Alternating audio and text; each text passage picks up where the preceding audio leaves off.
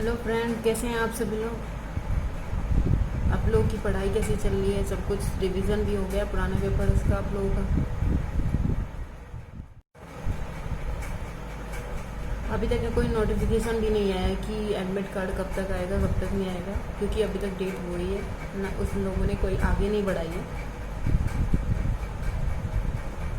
इसलिए अपनी पूरी किताब का जो भी आप लोगों ने नोट्स बना रखे होंगे, जो भी पढ़ा होगा, उन सब का रिवीजन कर लेना।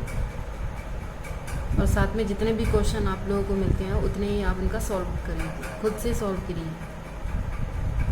आप लोगों ने हमारे से पहले वीडियो में मैंने 3 क्वेश्चन आप लोगों को दिए थे, उसका आंसर आप लोगों ने अब तक नहीं दिया है। उस वीडियो को एक बार खोलिए, उसमें 3 क्वेश्चन है, बहुत आसान है। आप जितना करेंगे उतना ही आप लोगों के लिए अच्छा होगा।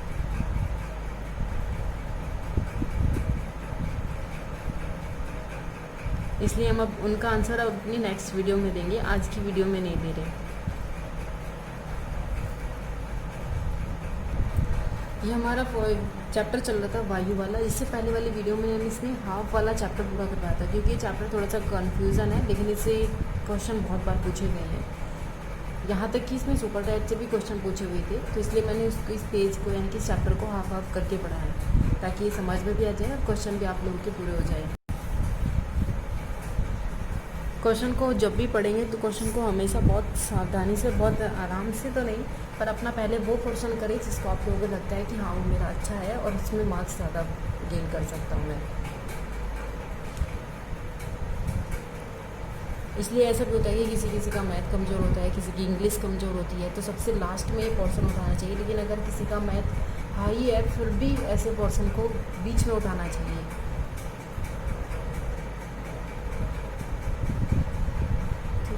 तो हम स्टार्ट करते हैं अपना। ये पहले मैंने हाफ वाला चैप्टर करा दिया था, उसमें कुछ वायुमंडल थे, कुछ परत थी, सौरमंडल के बारे में, समताप मंडल, मध्य मंडल, वायुमंडल और बहिमंडल। ये सारी चीज़ें मैंने आप लोगों को बढ़ा दी थी कि कब से कहाँ होती है, कौन सी परत होती है, किस में एयरप्लेन्स होते हैं, उड़ते हैं, और किस में हम कहाँ पे माउंट एवरेस्ट होती है, और किस में ये रेडियो तरंगे संचार, ये सारी चीज़ें होती है। और सबसे लास्ट वाला पोर्सन क्या होता है, तो उसको बहुत ध्यान से पढ़ना। इससे पहले वाली प्लेलिस्ट में ही आप लोगों को मिल जाएगा। तो इसमें अब हम क्या पढ़ेंगे, मौसम और जलवायु। इसके साथ हम ये पूरा हो जाने के बाद जुलाई का एग्ज़ाम के बाद ही हम बीईओ की जो करंट अफेयर है उसका भी रिवीजन कराएंगे साथ में।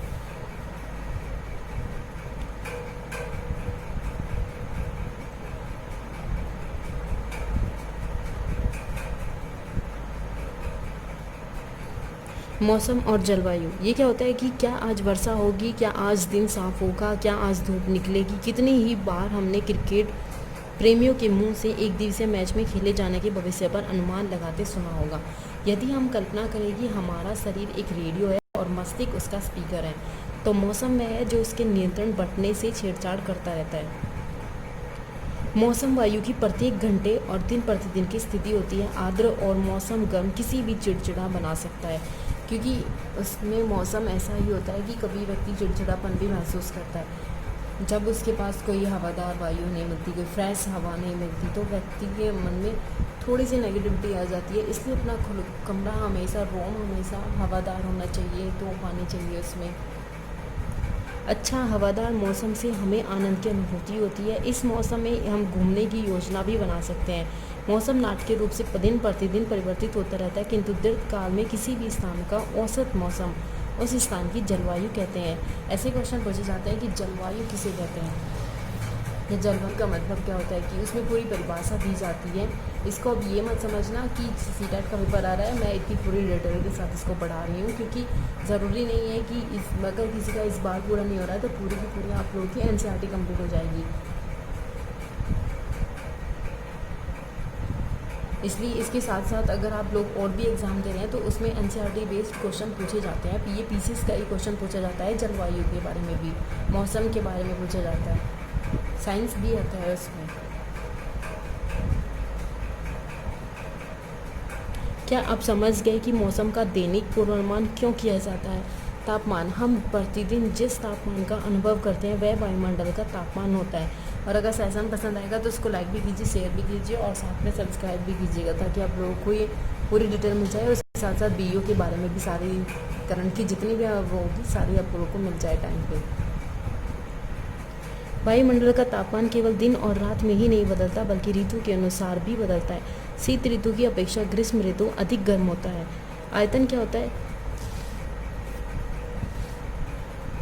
तापमान को मापने का मानक इकाई डिग्री सेल्सियस होता है। इसका आविष्कार एंडरसन सेल्सियस ने किया था। सेल्सियस के पैमाने पर जल 0 डिग्री सेल्सियस पर जमता है और 100 डिग्री सेल्सियस पर उबलता है। किसी स्टूडेंट को ये भी नहीं पता होता है कि वो कितने पर जमता है, तो इसलिए ये चीज़ें एक बेस होती है जो आप लोगों को समझ में भी आ जाएगी, इसलिए कि कितने पे वो जमता है, कितने पे उबलता है। आयतन क्या होता है? तापमान के वितरण को प्रभावित करने का एक महत्वपूर्ण कारक है। सूर्य से आने वाली वह ऊर्जा जिसे पृथ्वी रोक देती है आयतन कहलाता है।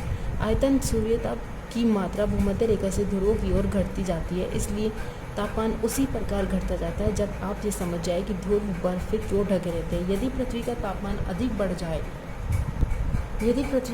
अधिक बढ़ जाएगा तो वह इतनी गर्मी हो जाएगी कि यहाँ कुछ फसलें नहीं उग सकेंगी और गांव की अपेक्षा नगरों का तापमान बहुत अधिक होता है। दिन के समय में एस्फाल्ट से बनी सड़कें और धातु कंक्रीट से बने भवन गर्म हो जाते हैं। रात के समय वह उष्मा मुक्त हो जाते हैं। नगर की भीड़ वाले ऊंचे भवन गर्म वायु को रोक देते हैं और नगरों का तापमान बढ़ जाता है। वायुदाब क्या होता है? वायुदाब क्या होता है कि यह आप जानकर आश्चर्य में पड़ जाएंगे कि वायु हमारे शरीर पर उच्च दाब के साथ बल लगाती है।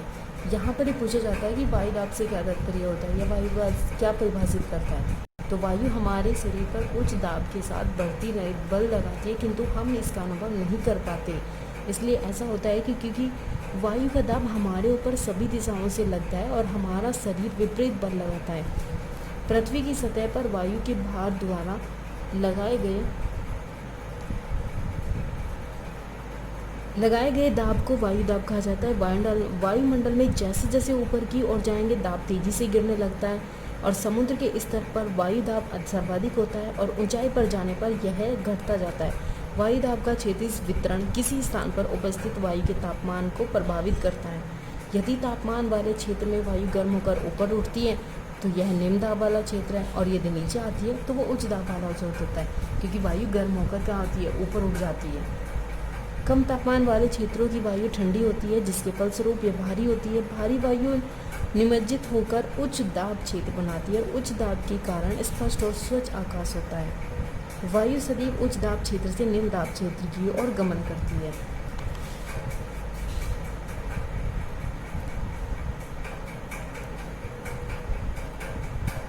क्या आपको पता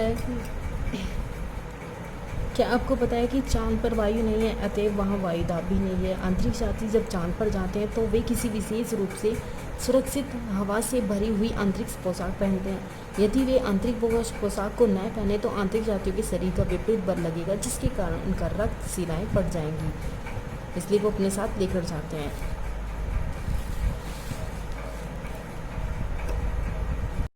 कभी देखा जा सकता होगा कि सड़क पर गिरी हुई पत्तियों को उड़ाती है और तूफान के साथ पेड़ों को उखाड़ देती है। कभी कभी जब पवन धीरे बहती है तो वह हमें महीन धूल और धुएं की उड़ाती हुई देखती है। कभी कभी जब तेज होती है तो इसकी विपरीत दिशा में उचित कठिन हो जाती है चलना। अपने अवश्य अनुभव किया होगा कि तेज हवा में छाता लेकर चलना आसान नहीं होता। जैसे कि यहाँ पे इन्होंने कुछ चीज़ दिखाई है कि कैसी कैसी पवनें होती हैं। यहाँ पर है स्थायी पवनें। स्थायी पवनें क्या होती है कि व्यापारिक पश्चिमी और पूर्वी स्थायी पवनें कहलाती है। ये वर्ष भर लगातार निश्चित दिशा में चलती है। ये स्थायी पवनें होती हैं जो वर्ष भर चलती है। मौसमी पवनें यह क्या होती है? विभिन्न ऋतु में अपनी दिशा बदलती रहती है, जैसे भारत के मानसूनी पवनें। स्थानीय पवनें क्या कहलाती है? ये वे पवनें होती है किसी क्षेत्र में वर्ष और दिन के विशेष समय में चलती हैं। उदाहरण के लिए स्तर और समुद्री समेत यदि हम देखें तो इसे लू भी कहा जाता है, ये स्थानीय पवनें को। जैसे यहाँ पे एक चित्र दिखाया गया है, क्योंकि इससे ज़्यादा लंबी वीडियो हो जाएगी, क्योंकि छोटे छोटे से चैप्टर में ज़्यादा समझ में आ जाएगा।